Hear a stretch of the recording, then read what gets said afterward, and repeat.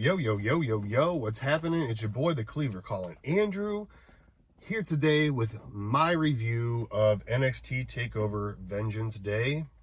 I got some time to kill. I'm waiting for my son outside his orthodontist appointment with his braces, so I figured this is the time to do it, so enjoy my car, folks. Anyways, on the pre-show, we saw the debut of L.A. Knight, a.k.a., what is it, Eli Drake? Good for you, man. Big things coming. Big things coming. But, anyways, moving on to the main card, because that's what we're all here for, right? So we started off with the Dusty Classic Finals for the women's. We had Raquel Gonzalez and Dakota Kai against Shotzi Blackheart and Ember Moon. Great way to kick off this show. I mean, these four women have come a very long way. Ember Moon has always been a favorite of mine from her first stint in NXT, and then she got put to the main roster, and then from there, it was just kind of a crapshoot with her. So I'm glad that she's back in NXT. Shotzi Blackheart was great in the Indies, and has been really surprising me here in NXT. And then there's Dakota and Raquel. Raquel is leaps and bounds over the last year. But anyways, these four women beat the hell out of each other. And in the end, man, I knew this was going to kind of happen because when I predicted the heels would win this one. So we do have Raquel Gonzalez and Dakota Kai as your first ever winners of the Women's Dusty Classic. And they will get a future WWE Women's Tag Team title opportunity. So good for them. But I'm hoping Raquel is the next breakout star because, she pinned Rhea. Her unstoppable force inside of the War Games was impressive as hell. But yeah, that last women's standing match against Rhea, come on. But anyways, man, yeah, great match. Congratulations to you two ladies again. And then we're going to move on to the next match of the night, which was for the North American Championship. We had Johnny Gargano defending against Kushida in probably the match of the night, to be honest with you guys. Top to bottom, this match was amazing. And it was funny because when they got to the top of the ramp, Austin Theory wasn't with them. Austin Theory's been missing. They can't find him. But anyways, yeah, Kushida and Johnny Gargano just gave each other hell. Working so technical. It was insane. The limb, was it? I don't know what the word I'm looking for, but just targeting the limbs, the injured arms, and just I could have watched these two wrestle for the whole 2.5 hour show, to be completely honest with you. But in the end, Gargano won, and that's the way it should be because he's had 3 title reigns with the North American Championship, and when you add all the days together, it averages out, when you divide it by 3, it averages out to be like a 27, 28 day run apiece with the title. So, congratulations, Johnny Gargano. You're out there wearing your Wolverine gear. I've missed the first little bit of the show because I was traveling back from my wife's grandmother's 90th birthday party.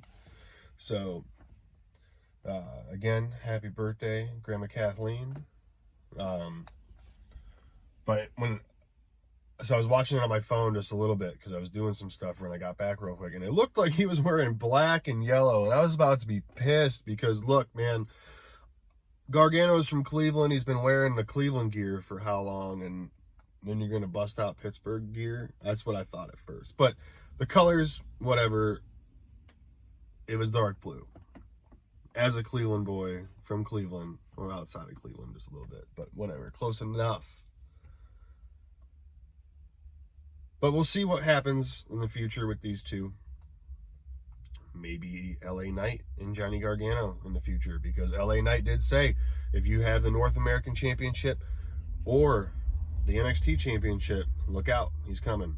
So there's that. Let's see else, man. Moving on, we're going to go to the Dusty Classic Finals for the men. MSK, some Ohio boys, against the grizzled young veterans. Great match. These two tag teams. See, I've always been a fan of the grizzled young veterans. If you all don't remember, I used to do stuff with NXT UK all the time, and I just have not been back into doing that stuff, which I should here and there, I guess. But anyways, Grizzled Young Veterans are a badass tag team. If you don't remember, they are the first ever NXT UK tag team champions. And MSK is the new fresh hot tag team, formerly 2/3 of the Rascals from Impact Wrestling. So, hard-hitting, high-flying. Every little thing that you could have probably imagined. And more. MSK came up with the victory in the end, and I could not be more happy for these guys. I was really hoping that Grizzled Young Veterans were going to win. They were my pick in the beginning, before we knew about the mystery team. So once the mystery team was revealed to be MSK, things kind of changed a little bit in my mind. And okay, new tag team coming in, they want to push somebody, all right, they're going to win. And that's exactly what they did, but they earned it, because these two dudes are awesome, and their movesets are pretty dope. I'm not sure what they call their little flippy pushy thing when they, as a finisher, but that thing is dope. Congratulations to you guys again, MSK, and they also get a tag team championship opportunity against Oney Lorcan and Danny Burch at a future date as well. So good luck, boys. Bring the gold home. Those two jabroni jobbers don't need them anyways. Moving on to the NXT Women's Championship match, we had a triple threat. Toni Storm, Mercedes Martinez against Io Shirai, champion. These three women, it started off like right off the get, man. But these three women beat the hell out of each other. We saw the best table spot ever. Toni Storm is so strong. Just by moving everybody's water bottles, that table collapsed. What the hell? So that match ran short because they had like a whole segment I guess they couldn't do. But, yeah, man. Io Shirai with the moonsault off the top onto Martinez and Storm while there was like a leg lock or something going on. I can't remember. It's been like 3 days.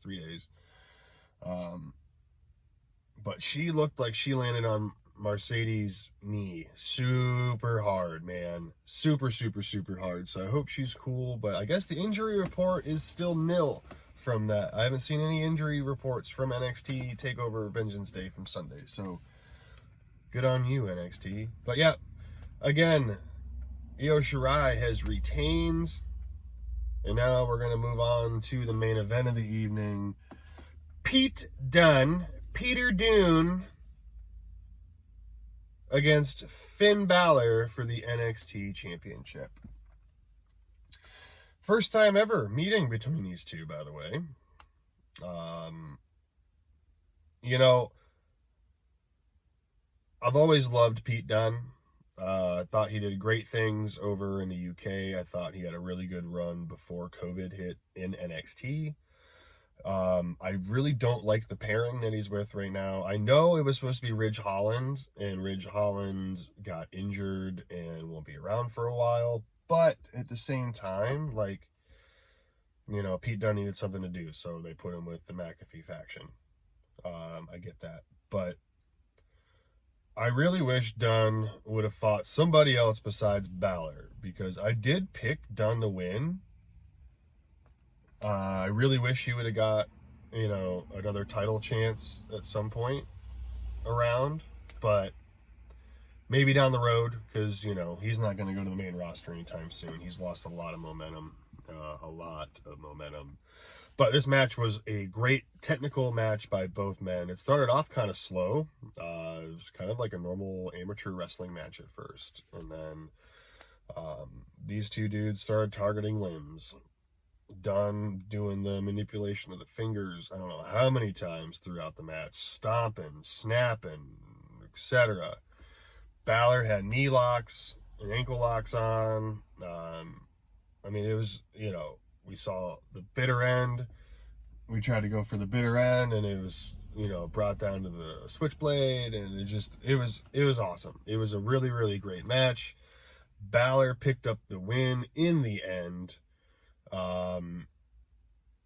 But Pete, stay away from the spray tan, bro, because that shit's just awful.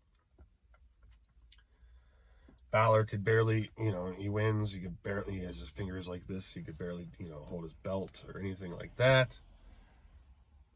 And here comes Danny Burch and Oney Lorcan with the assault on Balor. And then Dunn gets back in, and here we go. Undisputed Era's music hits. Here comes Adam Cole, Kyle O'Reilly, and not Bobby Fish, Roderick Strong to make the save. And Balor's kind of still on the ground, and Kyle comes up behind him and smacks him on the arm like, yo, you're good. And, you know, Balor flips around like ready to fight again. And Kyle reaches down with his hand to help pick him up. Like, yo, man, let me give you a hand up. And they do, and they all start lining up in formation. Everyone's, you know, grabbing their Undisputed Era hoodies like this could be it. They look like they're all about to do the hand signal. They're throwing up the hand signals. Balor's bringing his hand up to do his pistol. And boom! Adam Cole with the super kick to Balor. Now, Kyle O'Reilly loses his shit at this point. Gets in the face of Cole. Roddy's trying to break everything up. Boom, out of nowhere, super kick to Kyle O'Reilly. Kyle O'Reilly's down. Roddy's looking like, what the hell just happened? Adam's walking up the ramp. Balor's down. O'Reilly's down. Cole's at the top of the ramp. And Roddy's standing there like, what the hell? And that's where we end NXT TakeOver Vengeance Day. So thank you for joining me for this review. Make sure to like, share, and subscribe to my channel. NoDQ.com/Colin takes you to my Twitter page. Support the Jeff Meacham Network. NoDQ.com. The Greg Cherry brand. Big G's YouTube channel. Noah Foster 210 on YouTube. Support all my friends over there. And we'll see you guys next time. You guys take care. Enjoy NXT tonight. It is Wednesday. See ya.